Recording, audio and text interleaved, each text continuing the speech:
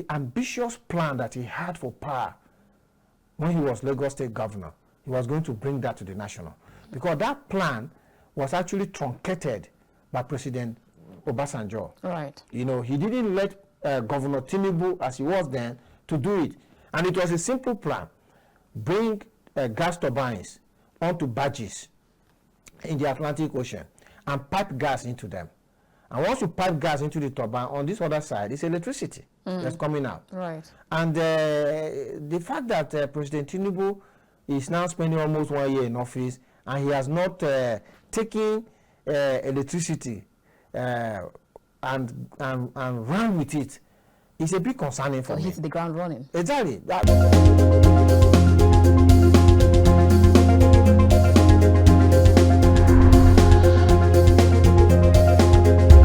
We'll begin this conversation first taking our quote from Nikola Tesla, who once said, "Invention is the most important product of man's creative brain.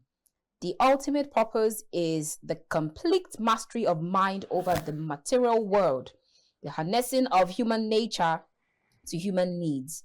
All right, so we'll take our next quote, and this one is from George Carlin. He once said, "Electricity is really just organized lightning." Okay, my next one is from Arthur Conan Doyle, who once said, "I am somewhat exhausted. I wonder how a battery feels when it pours electricity into a non-conductor." And I will take my last one.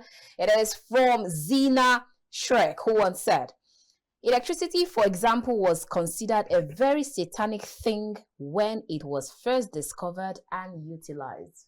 Thank God we're not seeing it that way again. Very warm greetings and welcome to The Conversation, reaching you from KAFTAN's television studio here in the nation's capital, Abuja. I am Annabelle Oji. Now let's see how that quote relates to what we'll be discussing today. My guest on the show today is Nick Agule, who is an energy expert, and we'll be talking about Nigeria's electricity, the electricity tariff, and how much it would affect businesses, SMEs and MSMEs here in Nigeria. Great to have you on the show today, sir. Thank you very much, Annabelle. It's good to be back here again, and greetings to our viewers globally. Most definitely good to have you back. All right, so let's start with Nigeria's electricity. I would have loved to start from the electricity tariff, but then that's one neck of the wood. Yeah. But then let's start from where the damage started, or where you have the rot, rather, where the rot started.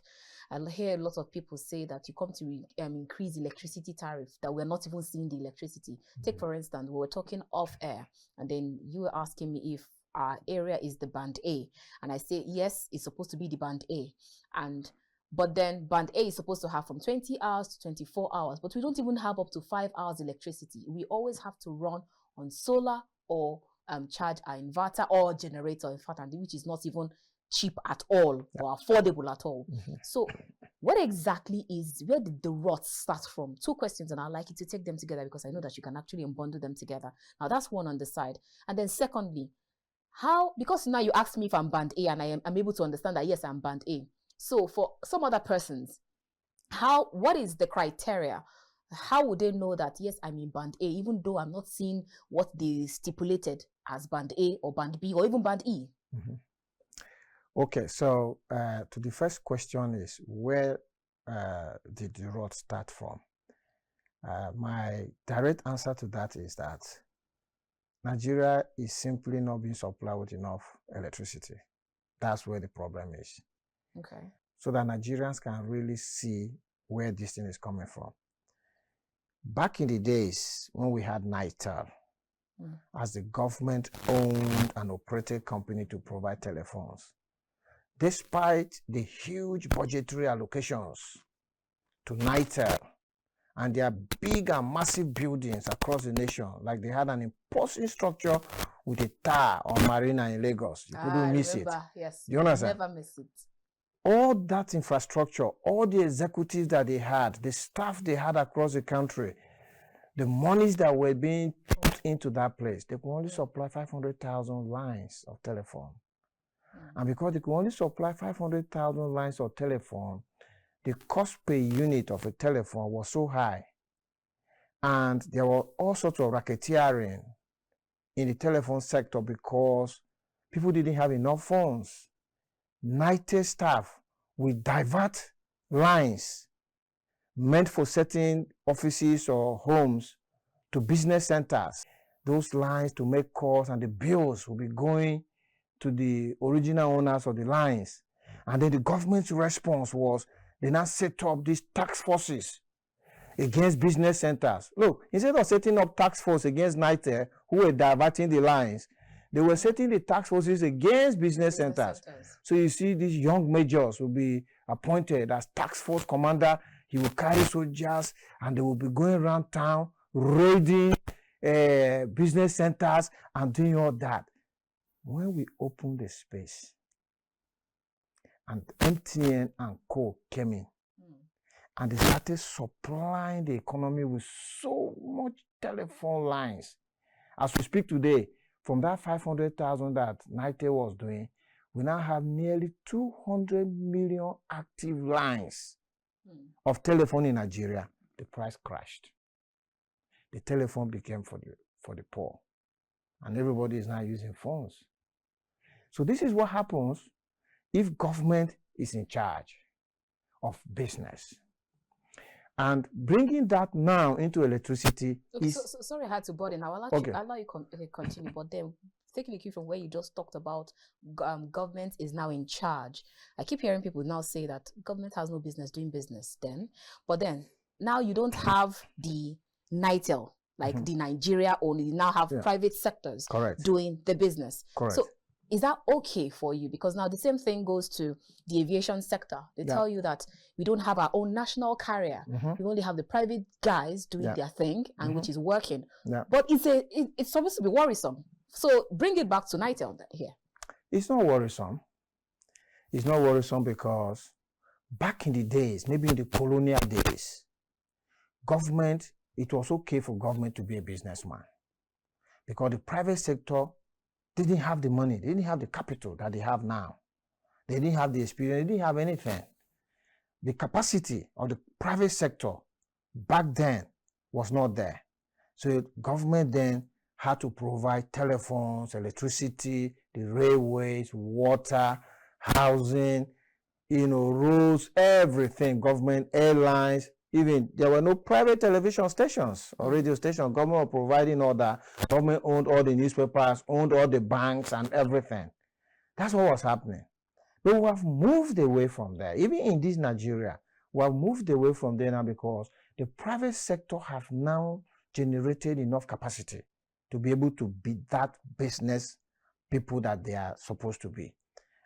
People like Elon Musk, the owner of Twitter, and the likes of Bill Gates, the likes of Mark Zuckerberg, they have more money now than nations. I say like they have more money than Nigeria. Nigeria's federal government budget translated into dollars is about $20 billion.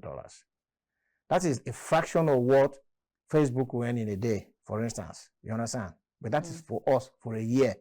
$20 billion for 1 year. Facebook, less than 1 day, they earn $20 billion. So the question now is that why should now government continue to be that businessman? Because all over the world, it's not only in Nigeria, all over the world, government has now shown that they cannot be good business people.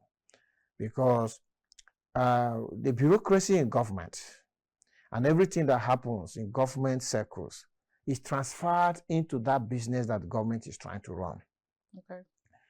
Government can own businesses, but they shouldn't run businesses. And I can give you an example here in Nigeria, for instance. I can give you an example. You look at the NNPC, it's a government business. A lot of people think that the NNPC is a regulator of the oil industry. No, they are not. They are a business. NNPC is just like Shell Petroleum or Mobil or Texaco or Total. They are a business set up by government, owned by government, being run by government. It's not doing well. They can't even manage their refineries. Do you understand? They can't do anything. The same government owns NLNG, but it's not being managed by government. The NLNG is being managed by the private sector. And the NLNG, as a brother to NNPC, is doing so well. They started with train 1, they are now on train 7, big expansion. They are paying to government dividends in the billions of dollars annually, while their big brother NNPC is taking money that government is making and spending it because they are not doing anything. Refineries are down, not doing much in exploration. They've been exploring for oil in the north of Nigeria. I'm sure you have heard of exploration in Lake Chad, in Benue Trial, in Gongola Trial. Right. Has that produced 1 barrel of crude oil since they've been doing the exploration? Answer is no. So for the past 30, 40 years, the NNPC has been putting money in exploration in northern Nigeria without producing a single barrel of crude oil. Their junior brother, the NLNG, started from train 1. They are now on train 7. They are paying billions of dollars into government coffers. So you can see the difference. So it's better to just separate the owners from the administrators. Exactly. So government can own business, but they shouldn't run business. Anytime government tries to run business, it doesn't work well. And I can give you examples in Nigeria. You started by talking about airlines. We used to have a Nigerian Airways. Where is it today? Nowhere.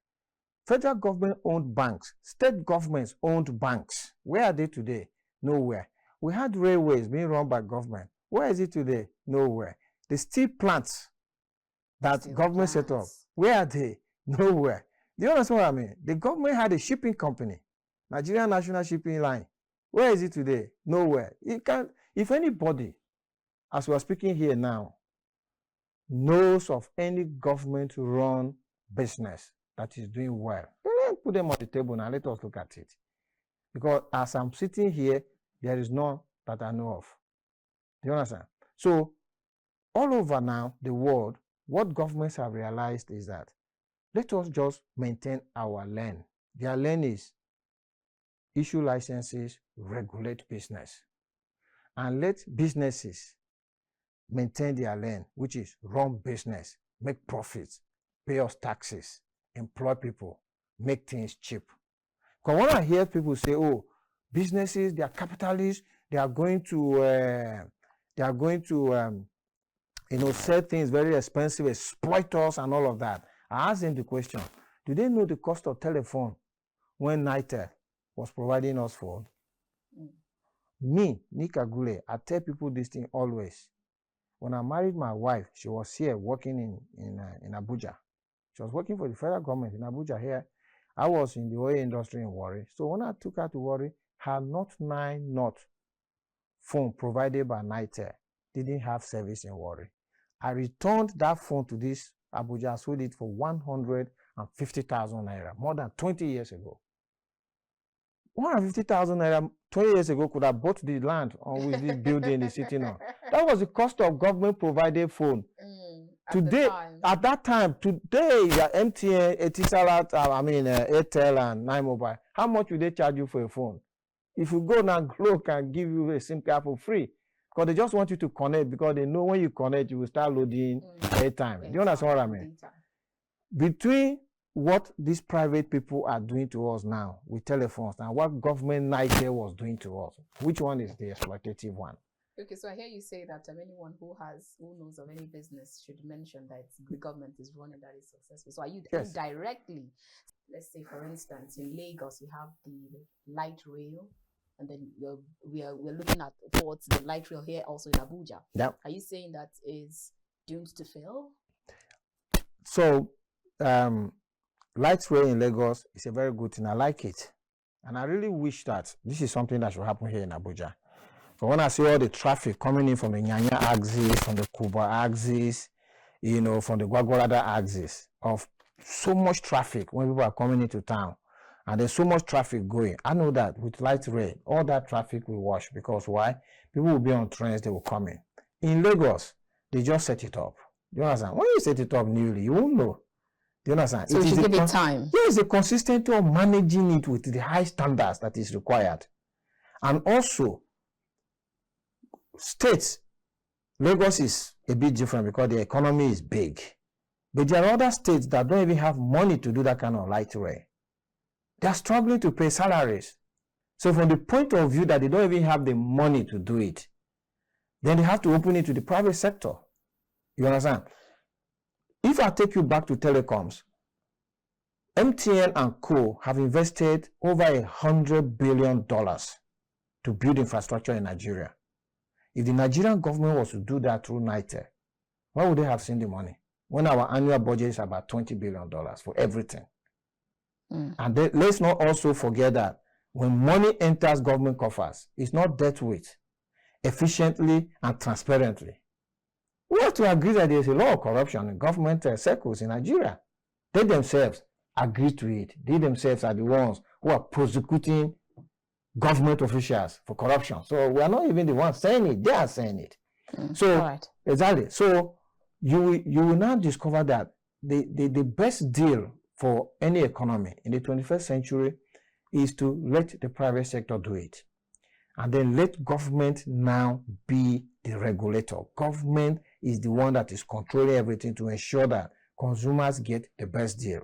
All right, and there are no sharp practices or things like that. That's the role of government. Okay, so now let's come back to our topic. Electricity. Now let's bring it back to electricity. Correct.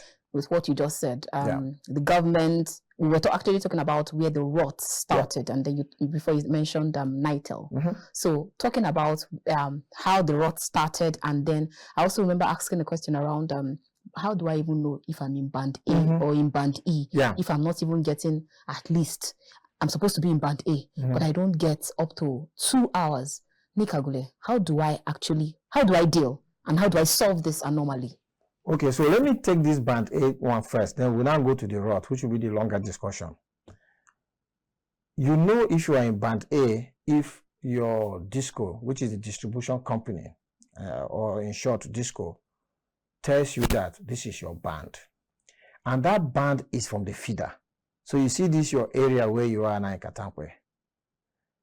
There is going to be a box that is supplying electricity to everybody in this place. Okay.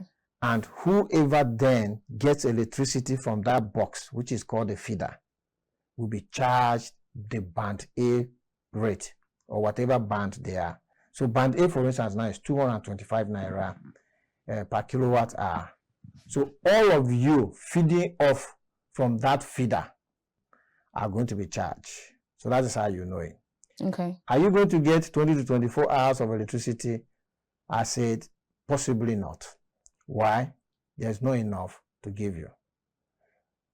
The entire country is on 3,000 megawatts.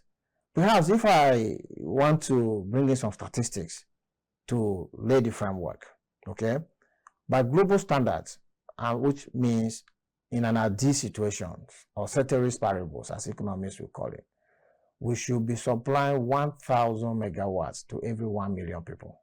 That's the standard.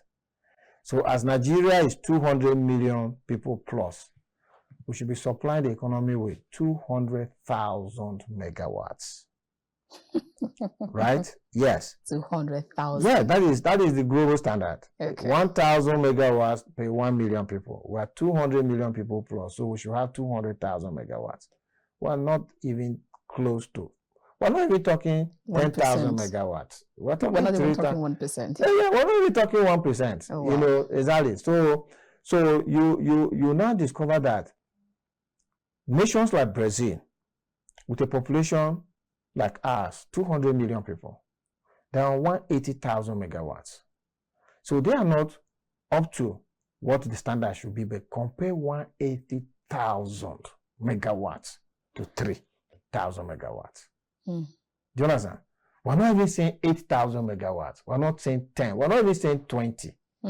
You know, and you look at South Africa, about 60 million people, they're on 55,000 megawatts. You look at India, 1.7 billion people, 400,000 megawatts. You look at an advanced economy like the UK, about 65 million people, 730,000 megawatts. I mean, we're not UK, we're not an advanced economy, but it's just to show you the inadequacy of what we're getting. One economy is getting 730,000 megawatts. It's like a family is earning 730,000 naira, then one family is earning 3,000 naira. You can see the poverty. Yeah? Regardless of the good intentions of the parents, in that 3,000 naira salary, they can never lift their family out of poverty. Right. You know, then we can compare ourselves with small nations like Qatar, you know, 2.8 million people. less than the population of the FCT, 12,000 megawatts. So when you now say 3,000 megawatts, I think that is where the conversation should start. That is where the president of Nigeria, President Tinubu, should start asking the question, how can we be giving 3,000 megawatts to 200 million people? Do you understand? So when I hear the Minister of Power, I follow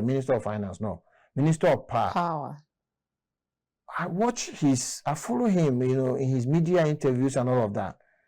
And he doesn't seem to realize that he's presiding over 3,000 megawatts.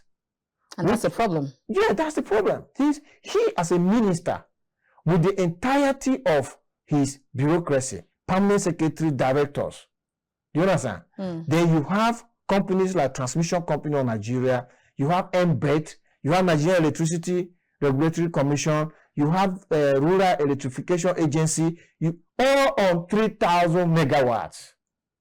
And the 3,000 megawatts should just be power for an industrial park elsewhere.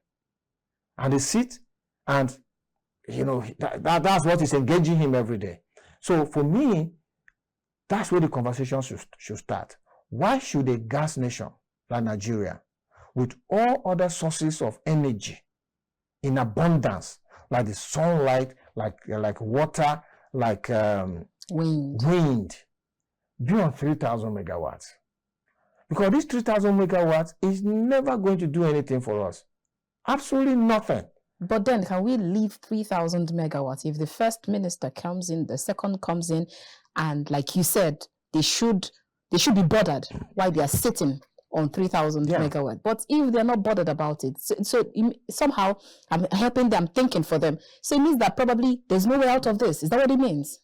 There's a way out of it. Ah, okay.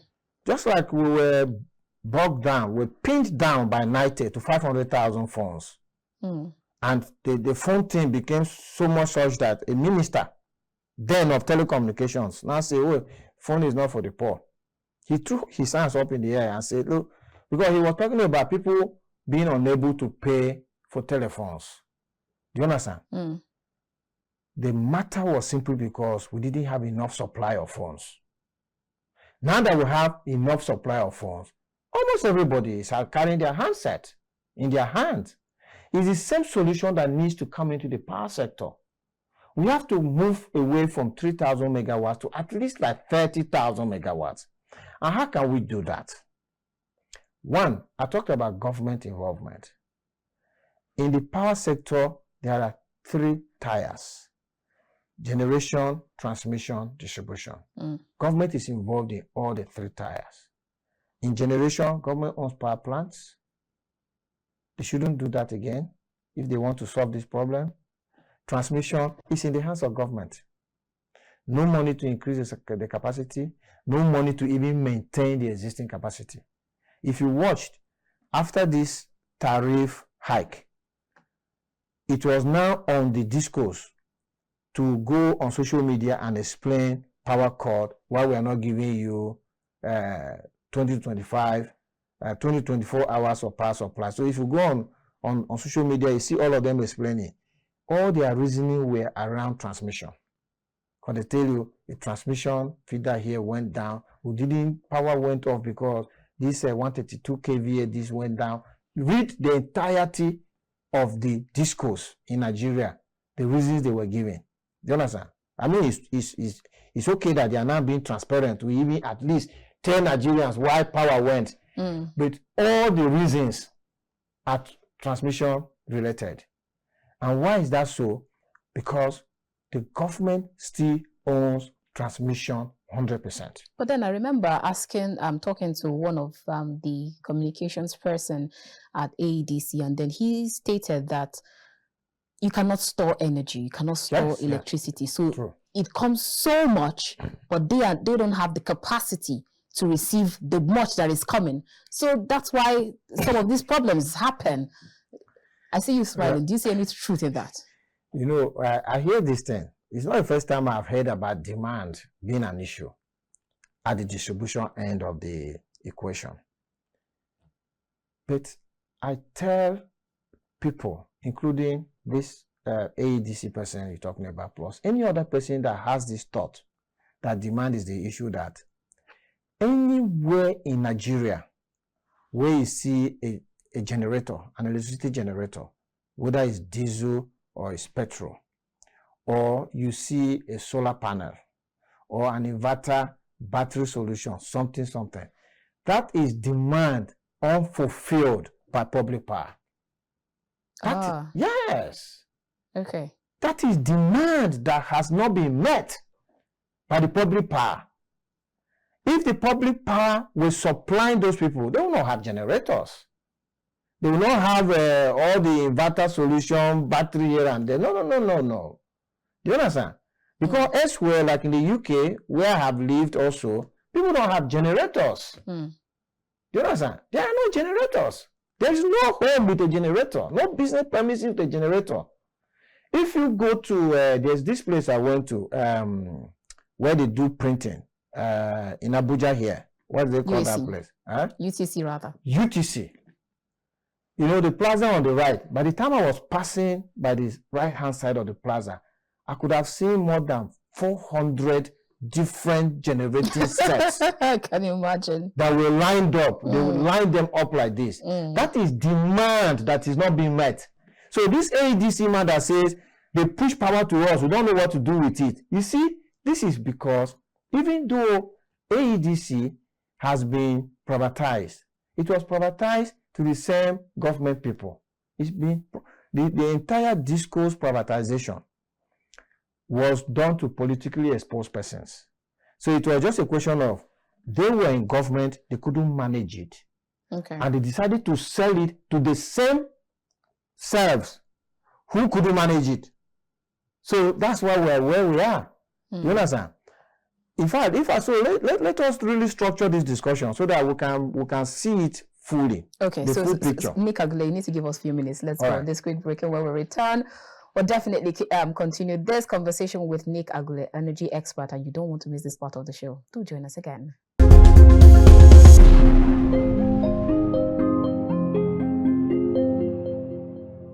If you just joined us, this is the conversation reaching you from KAFTAN's television studio here in the nation's capital, Abuja. If you just joined us, you've actually missed out on the first part of the show, but then you can still join in the second part, as my guest is still Nick Agule, who is an energy expert, and we've been talking about Nigeria's electricity. All right, before we went on that break, you've actually talked about quite a number of things. You were trying to help us structure the conversation where you wanted. Please, land on your thoughts. So to structure the conversation, let us look at the power value chain. Okay. Generation, transmission, distribution. Right. Where are we getting it wrong? I mean, generation. We've done privatization in generation, and I would say it was done a bit rightly because real business people like the Tony Elumelus and the Otedolas are in that sector. They have the money and they have the capacity to expand that sector. The government still owns some generating plants through the Niger Delta Holding Company of Nigeria. It's something they need to look at to privatize as well. One of the key issues in generation is gas supply to the thermal plants. And that's an issue that Nigeria needs to unlock as well, because we cannot be having gas as a challenge while at the same time we are flaring gas. Exactly. So that's something that requires President Tinubu himself to wade into, because the oil companies are the ones to supply the gas. And he needs to say, look, you can't waste Nigeria's gas when we need the gas in the power plants. So that's generation. You know, government is there. Government needs to get itself out, and then government needs to sort out gas supply. Coming to transmission, it's 100% in the hands of government, and it's a bottleneck. Why? Because generation cannot expand their capacity beyond what transmission can carry. So generation is hampered. It's actually restricted by the capacity of transmission. You know, and even distribution cannot distribute what transmission doesn't give them. So government should quickly do something about transmission. Either government should totally just hands off and privatize it, or at least in the minimum commercialize it, because transmission needs investment and government does not have the money to do it. Don't forget that this is a government that doesn't even have money. They are doing ways and means. Okay? So where would they have the billions of dollars that are needed to expand transmission capacity now to about 50,000 megawatts?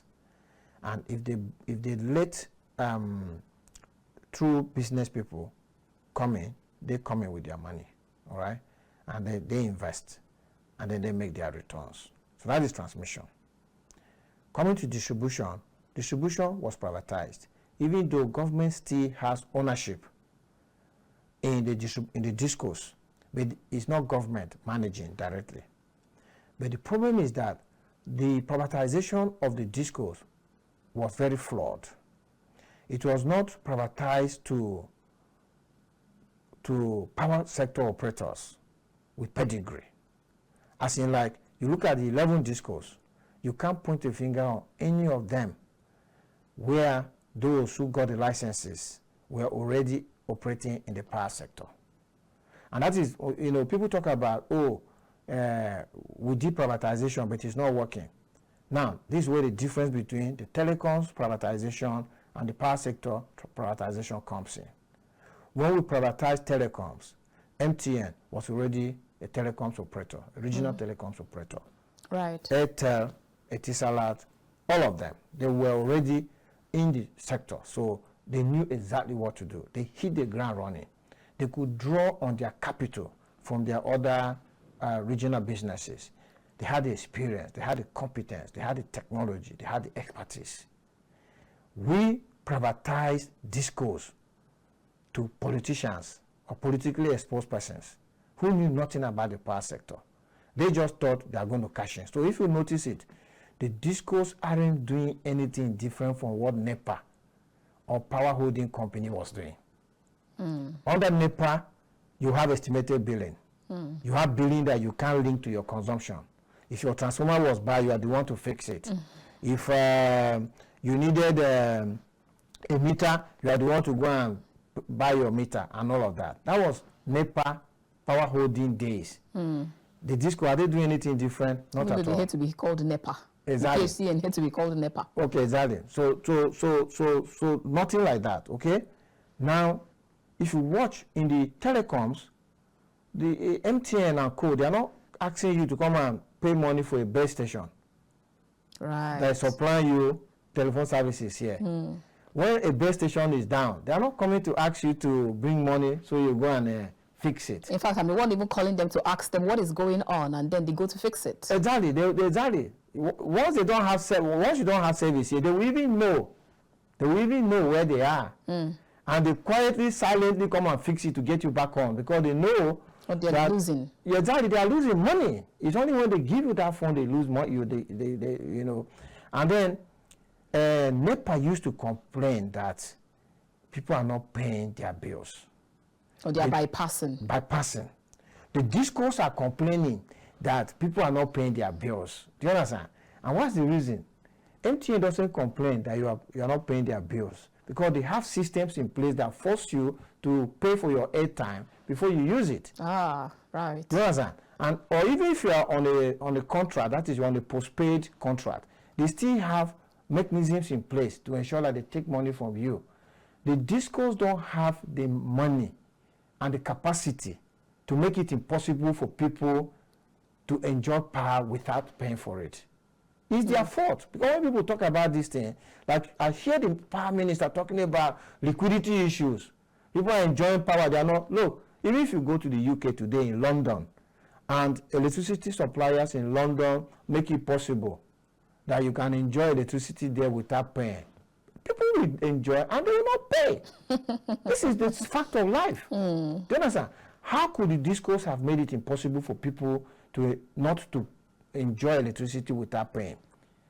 If you go to other climes, you don't see electricity cables overhead. They are buried in the ground, deep in the ground, 100 meters down the ground, with technology. So where will you see a cable to now go and tap illegally? There's nowhere. Do you understand? But these discos that we have, they don't have the money to do that kind of project. Do you understand? They have no money to do metering. They have no money to fix your transformer. And why do they not have money? Because the people we sold the licenses to don't have the capital base. And this is a capital-intensive project, It's yeah? very capital. They are not running power sector in another country where they can even go and draw from there. Do you understand? Imagine that the central bank was now paying for meters. At a point, the World Bank came in and was paying for meters. Do you understand? Of businesses, of supposedly businesses, because it's the meter that is the basis for their revenue generation. Right. Do you understand? And they don't even have the money to do it. You know? So the point here is that when people say we privatized power, which is not working, no. If you do something wrongly and expect different results or good results from it, it's not going to happen. Right. Do you understand? All right. So President Tinubu needs to revisit that disco licensing. I always say there are two things he can do. Number one, you know, in the oil industry, there are people who have access to the villa. They collect a license for an oil block, but they don't have the money, they don't have the expertise, don't have the capacity. What do? They enter technical partnership with an oil sector operator who takes the license and then does the job, and they share the profit. Right. President Tinubu can bring that kind of solution to the discourse, saying, okay, you guys have the licenses. I don't want to take them from you, all right? But you go sign technical partnership with global power sector operators so that they can come in with the money and do what needs to be done to expand the distribution network. If that doesn't work or is not what he wants to do, then he should just revoke it. He's president and commander-in-chief of the armed forces. I hear people who say, oh, we have tied ourselves down to some contracts and all of that. A contract is only legal if the terms of the contract are being respected. Do you understand?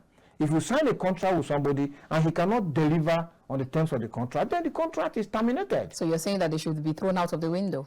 To terminate the contract, because how can you sign a contract with a disco and the disco is not is giving people estimated billing? Was that part of the contract?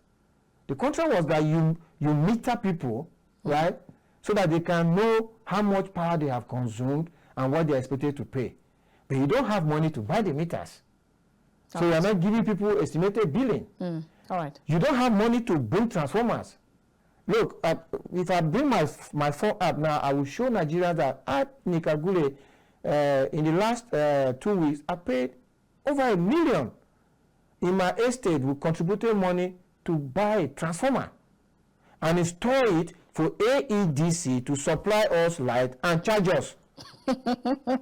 That's quite laughable. Did you understand? So that we have come to this point shows that these guys are not implementing the terms of the contract. And once a contract is not being, the terms of the contract are not being fulfilled, ask any lawyer, they will tell you that that contract has become null and void. Right, all right. So the president can on that basis terminate the contracts of the discos and relicense this thing to global power sector operators. All right, Yeah. quite a number of things that we need to discuss, but then our time is fast spent. But let's see how we can manage the next few minutes we have. Now, I see, I hear the CEO of Ikeja Electricity Disco yesterday talking to during the IMF program, where she was talking about even the tariff, the increased tariff, and how they are trying to ensure that this continuous national grid has fallen doesn't happen again. And a lot of people will still say that, yes, this electricity tariff is somehow tied around it. Do you see that as any truth at all? Is that anything to... That's first, before I go to the next question. Truth of the matter is that the tariff is not going to bring in the kind of money that is going to sort out the electricity sector. We are not going to make enough money from the tariff to do the national grid, for instance, to expand the capacity of the national grid, to sort it out so that it doesn't collapse, like you are saying. There is no money that is going to be enough from the tariffs that will deal with expansion in the generation. Neither will it be sufficient to deal with distribution, expansion capacity. You know why? Why? It's only 3,000 megawatts. You I can't see. make money from that. It's so small. Do you understand? even if they increase this tariff now to 1,000 naira per kilowatt hour, because it's just 3,000 megawatts, it's not enough money. This is where the problem is coming from. So it just looks like they let them just keep paying. It's not enough money, because, you know, in the days where we had NEPA to where we are now, we have so many players that have come into the sector now, 23 GenCos, 1 TCN, 11 DISCOs. They have still not increased the output. We're still on 3,000 megawatts. NEPA perhaps even used to push us to 5,000, sometimes 6,000. And then we privatize, and now we're down on 3,000. By the time we get to 4,000, there's euphoria. So what needs to happen in the power sector is that investment must come in from outside the power sector now. Whether that investment is coming internally here in Nigeria or foreign. Okay. Big money in like $100 billion needs to come into the sector to expand the capacity, and from the expanded capacity, they now start making money out. That's what happened in telecoms. Do you understand? The 500,000 lines that NITEL was giving us were insufficient to generate enough capital to expand telephony in Nigeria until the MTNs brought in external money. And they built the capacity to 200 million lines now. And the 200 million lines now is enough. It's paying them off, all of them. They are happy. Nobody talks about liquidity problem in the telecom sector. Nobody talks about people not paying their bills. Nobody talks about band A or band B. Do you understand? And there is full competition. In the power sector, there is no competition, which is another area government needs to look into. If you go to other climes, the electricity sector is arranged on 4 tiers: generation, transmission, distribution, retail. Nigeria does not have retail. At retail, like in Abuja here, you can have 20 to 30 different companies competing for your market to sell you electricity. Yes, so you can take your phone. So the discos just distribute? Disco gives them. That's their job? Yeah. Okay. If say for instance, so what happens at retail is that those retail companies are fighting for market share. So say for instance, there are 10 million customers in the FCT. You know, all of them are fighting for market share. So if one has 3 million customers under their portfolio, they will tell the disco that I need 3 million customer worth of electricity. They are buying it from the disco and selling it to their customers. Right. You understand? The other one has 1 million, one has 5 million like that. They'll be selling like that. But you know the advantage there? The advantage is that if company A, is selling mine for 100 naira per kilowatt hour, one company will try to look for some efficient way to sell it at 90 and take the market from me. So that at the end of the day, it's just marginal profit they are making. They can't make super profit, because an attempt to make super profit, the other person will reduce their price. Right. Do you understand? Also, customer service is up to the game. If I call you and I say, I'm having problem with my this thing, and you are delaying in coming to sort me out, I just pick my phone. Normally, when you want to switch, it's not the person you are leaving that you call. You call the person you want to go to. You understand? You call the person you want to go to, say, I am number so, Katankpe, this, that. I want to move my electricity supply to you. Immediately that company takes over. They run through the processes and take the connection. So who does the movement, disco or retail? So the movement, so like I said, if you want to move, you call the new person. Yeah. You don't call the old person. Once you call the new person and they do KYC to know, okay, you're a genuine customer, everything are fine, they are the ones that move the thing. Do you understand? So between them, the old one and the disco, they move it. Right. Yeah, they move it to themselves. So you now become their customer. So they are the ones that are buying power from the disco and selling it to you. You understand? I like the sound of that, actually. Yes. All right, so now let's talk about the fact that, because you've been talking about private players coming in. Now, when I think it was around when President Bola Ahmed Tinubu came in, there was this ray of hope that we had, especially when we heard that you have some private guys coming in to buy electricity, like the Transcorp Power, like some other persons, and even state government will now own power. So at some point we felt that this disco and the 3 tiers matter is going to be solved immediately. But why is it not happening? Is there a problem somewhere? Okay, so let's give credit to where credit is due. We thank President Buhari. Shortly before he left office, he signed a constitutional amendment that took power from the exclusive list on the constitution to the concurrent list. And when I say take power, before that amendment, you couldn't generate, transmit, and supply power where there was national grid. Right. You couldn't do that, except the federal government could do that, or who the federal government licenses to do it. What President Buhari did was that he now opened that space where the subnational governments, that is state governments and local governments and even the private sector, can actually generate, transmit, and distribute electricity even where there is national grid. Right. And one of the first things that President Tinubu did was to sign the Electricity Act when he came into office. The Electricity Act, therefore, gives the detailed provisions on how the subnational government and private sector can actually carry out electricity business, even in areas where there's national grid. So what is left now is for state governments to start working on that. There are states that already had legislations, like I know Lagos had, Edo State, I think Rivers as well. I think, is it Cross River or Akwa Ibom? Some states are, ahead of the game.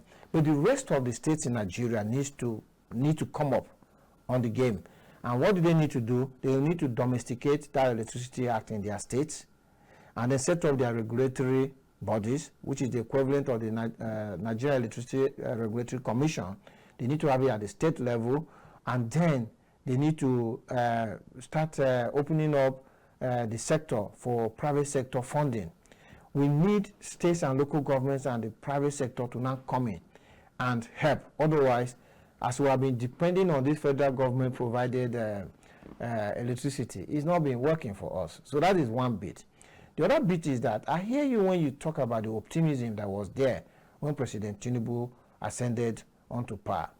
And for someone like me, I was expecting that the ambitious plan that he had for power when he was Lagos State Governor, he was going to bring that to the national. Because that plan was actually truncated by President Obasanjo. Right. He didn't let Governor Tinubu, as he was then, to do it. And it was a simple plan. Bring gas turbines onto barges in the Atlantic Ocean and pipe gas into them. And once you pipe gas into the turbine, on this other side, it's electricity that's coming out. Right. And the fact that President Tinubu is now spending almost 1 year in office and he has not taken electricity and run with it, it's a bit concerning for me. Hit the ground running. Exactly. I expected him to hit the ground running on this, but it's not yet late. He still got 3 years in office, and my advice to him is that he should step straight into the electricity matter. Do you understand? And by doing that, I say he should call a one-day summit. Okay. One-day summit on electricity at the villa. And he should commit that 1 day to that summit. And he should start with, why are we still on 3,000 megawatts? He's going to hear the problems in generation, he will hear the problem in transmission, he will hear the problems in distribution. And he should just sort those problems out. Given specific directives on what needs to be done. And the whole thing will now be unlocked. Totally unlocked. Because you know why? President Tinubu, with the central bank governor who is in charge of monetary policy, Minister of Finance, who is in charge of fiscal policy, everybody, they are fighting problems at the downstream, not knowing that it's electricity that is causing the problems they are fighting. How do I mean? Take, for instance, inflation. They have been busy with inflation. But it's electricity that is causing inflation. How? Because one, we don't have power to produce. Once we're not producing enough, there will be inflation. And because we're not producing locally, we're importing. And because we're importing, exchange rate is now affecting the prices. Do you understand? If you sort out electricity, cost of production in Nigeria will fall. And a lot of people will now start producing. Do you understand? Do you know, like we talk about food inflation? Apart from the fact that we're not producing enough food because of insecurity and lack of mechanization, even the little food that we produce, a huge quantum of it is wasted. Because it's not processed. Why is it not being processed? There's no electricity. Do you understand? So if you sort out electricity, you will sort out inflation. They are fighting foreign exchange. It's not foreign exchange that is the problem. Electricity is the problem. Why? Because foreign exchange is an issue when you are looking for dollar to import something. Do you understand? Or you are not producing enough to export and earn dollars. Electricity will solve both of them. If you have electricity and we are producing what we need, you won't import again. So are you saying all of this challenge, all of this quagmire the country is facing, be it election, precipitous decline of our national currency compared to other global currencies, is hinged on electricity? Electricity. Unemployment is hinged on electricity. Oh, really? Because if you provide electricity and factories are springing up here and there, they will now start picking these unemployed people off the streets into quality jobs. Okay, because insecurity is caused by electricity. How? Because we have too many idle hands. Have you ever seen a banker or somebody working in NNPC or in an oil company or in federal government going to do insecurity?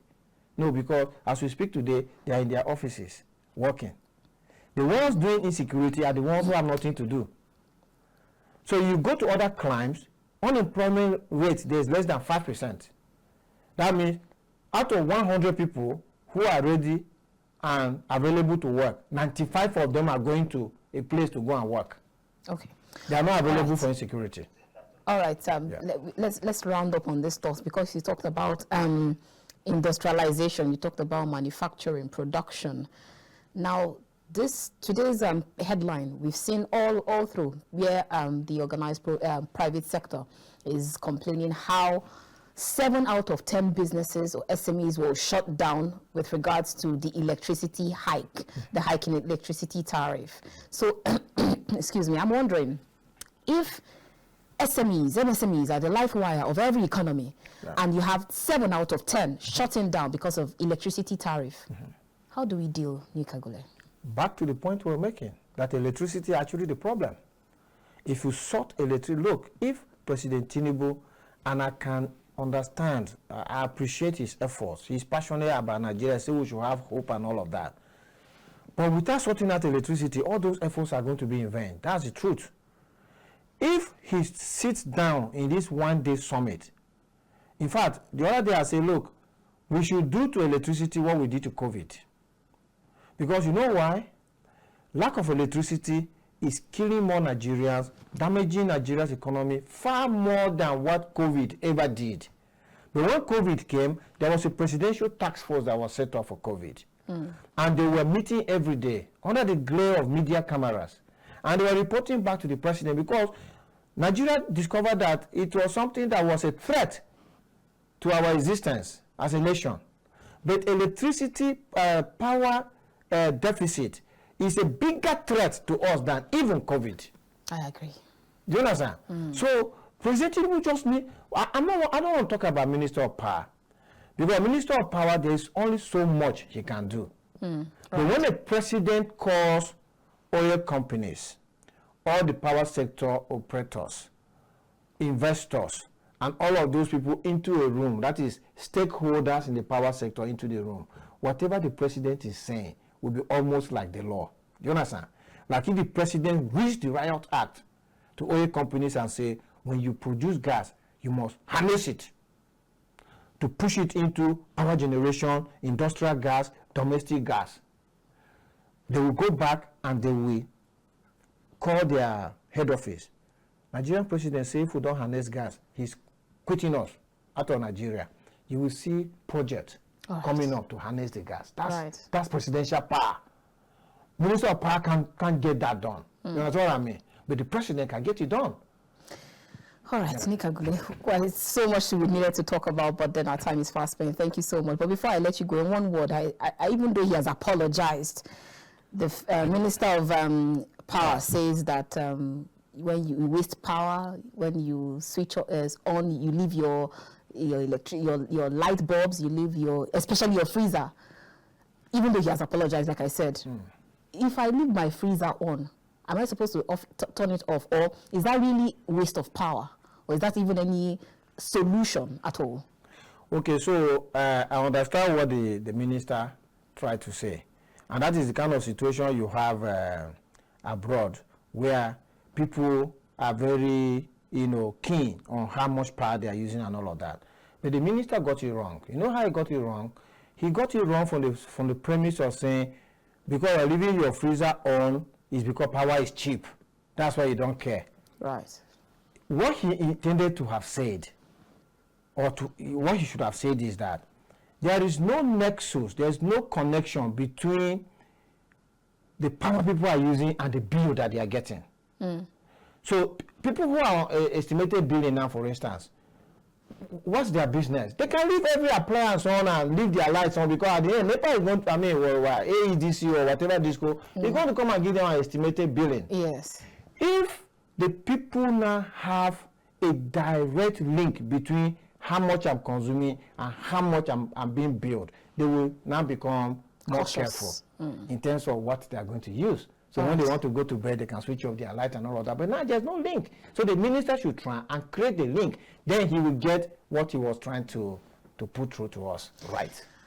Energy expert Nick Agule, it's always a pleasure having this talk with you. Thank you so much for coming. Thank you very much. It's a pleasure always. And we can always do this again. Most definitely. Yeah.